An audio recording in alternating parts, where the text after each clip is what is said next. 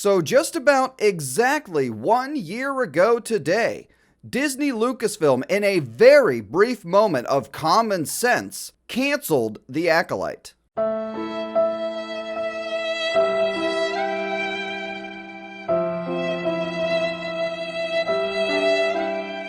And also, just about 1 year ago today, a guy who loves fake Star Wars had a massive meltdown over it. Are we stupid? Have we lost our goddamn minds?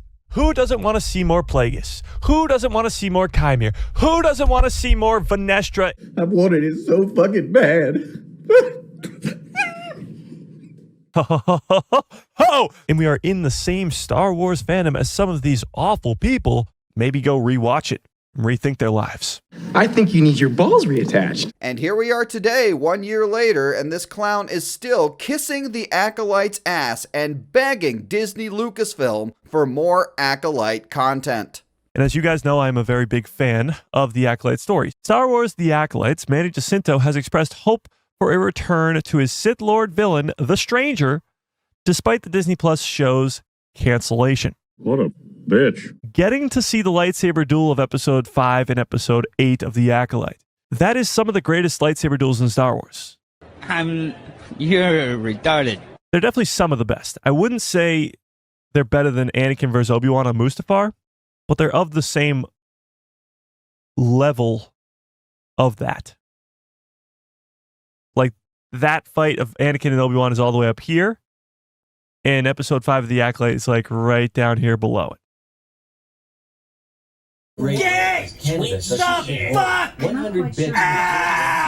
As we all know, people still talk about Luke versus Vader in Return of the Jedi. They still talk about the Battle of Mustafar. They still talk about Duel of Fates 20, 30, and 40 years later.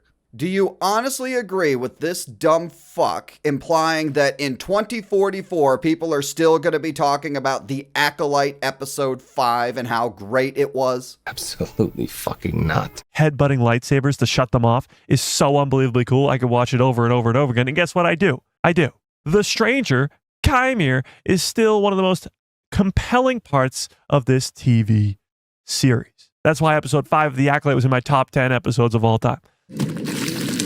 Oh, that's a big boy, isn't he? But if you had like Dave Filoni come over and or John and Dave for that matter, Jon Favreau and Dave Filoni to come over and rework this show, then I think more people would be open to it than if they were just to run it back with the same cast and crew. You do realize, sir, that Dave Filoni is the chief creative officer at Lucasfilm and was at the time of The Acolyte, and he approved everything we got in season 1 of The Acolyte, canon breaks and all. But, and wait till you hear this ridiculous argument, if Dave and John come in and simply change the name of the show from The Acolyte Season 2 to something else... It doesn't have to be called The Acolyte for them to continue this story?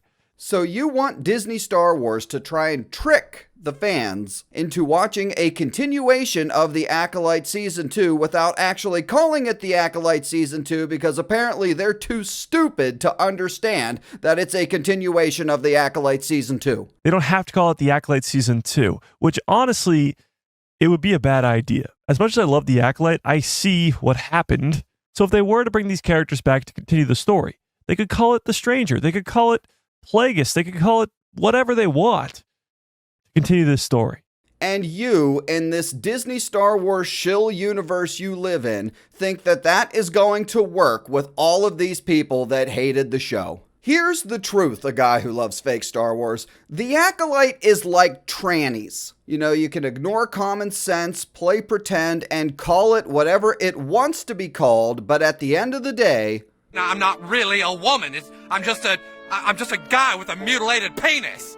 Basically, yes. And you can call The Acolyte Season 2 whatever you want to call it, but the moment we see Chimere, the moment we see Osha and May, the moment we see Venestra, and hell, I'll even throw live-action Darth Plagueis in there.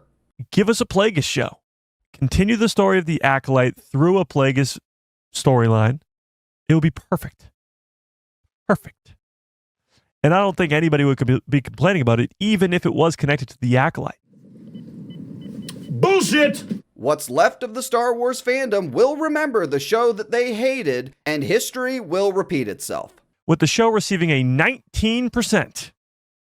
19 on Rotten Tomatoes after a review bombing. It came into the premiere after nobody having even seen the show yet at a 13%. Well, guy who loves fake Star Wars, hate to break it to you, but apparently Disney Lucasfilm agreed with these people who gave it a 13 and 19% on Rotten Tomatoes and did not agree with you and the rest of the Disney shills, hence the show's cancellation. Gonna need a sensu for that one. Alright, and that's all I got for today, everyone. Thanks for watching, and if you enjoyed the video, please like and subscribe.